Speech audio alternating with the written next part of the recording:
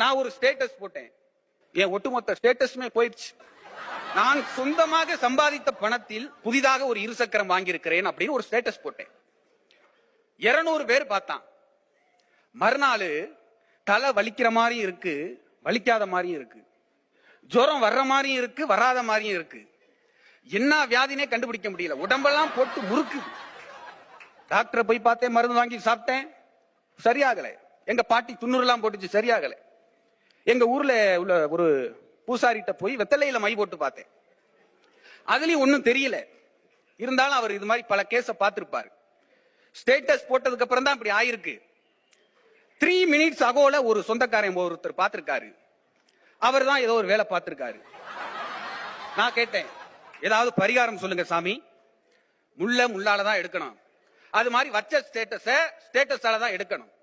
உடனே வீட்டுக்கு போய் நான் வாங்கின இருசக்கர வாகனம் விபத்தாயிருச்சுன்னு ஸ்டேட்டஸ் வையினார். நானும் வச்சேன்.